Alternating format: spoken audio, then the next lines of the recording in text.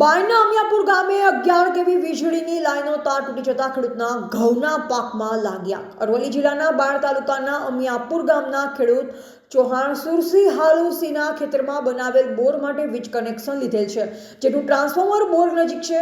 આ ખેતરમાં તેઓએ ઘઉંનો પાક કરેલો હતો। હાલ ઘઉં પાકી ગયેલા હતા, પરંતુ આજરોજ બપોરના 31 કલાકની આસપાસ તેમના ખેતરમાં આવેલ ટ્રાન્સફોર્મરની 11 કેવીની લાઈનો તાર ડીઓમાંથી તૂટી જતા જીવંત તાર ઊભા ઘઉંના ખેતરમાં પડતા આગ ભભૂકી ઉઠી।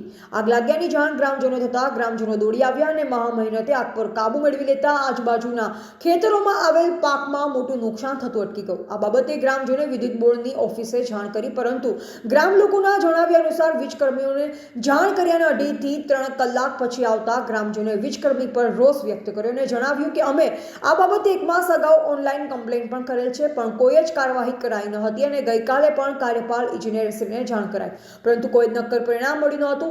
આજે આખરે તાર તૂટી જતા ખેડૂતના પોણા વીઘા જેટલા ઘઉંબડી ખાક થઈ ગયેલ છે। ગ્રામજનો દ્વારા તંત્રની બેદરકારી જણાવી રહ્યા છે અને ભારે ગુસ્સો તંત્ર સામે ઠાલવ્યો હતો। આ બનાવ કેટલા વાગે બન્યો? આ બનાવ કેટલા 1:30 વાગ્યાની આસપાસ બન્યો।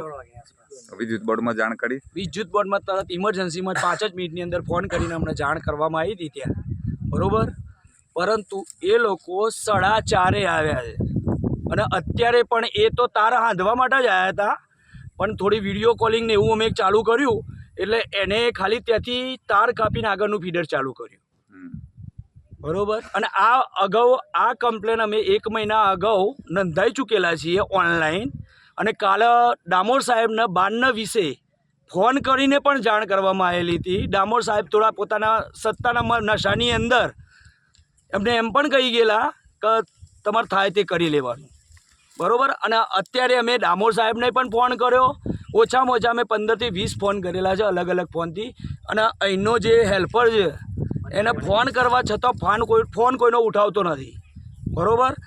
એને અમે વારે ઘડીએ ફોન, પણ એના સાહેબનો ફોન જવાથી અમારો ફોન ઉઠાવેલ અને અમે એમને વારે ઘડે કહીએ છતાં એ એના મૌખિક રજૂઆતો તો અસંખ્ય વખત કરેલી છે, છેલ્લા 3 મહિનાથી સતત રજૂઆતો કરેલી છે, પણ એ કહે છે કે મારું કામ નથી, મારા ટાઈમ નથી, મારા જોડે બહુ કામ છે એમ કરી। એમને એ પણ કહેલું છે કે મને આગળથી કોઈ કમ્પ્લેન મળેલ નથી અને આગળથી કોઈ કમ્પ્લેન આવતી નથી, એટલા માટે એમને કંઈ આગળ સ્ટેપ લીધા। એમનો જવાબ એ હતો આજે, અને એમને કીધું કે મને મારા સાહેબે કોઈ જવાબ નથી આપેલો।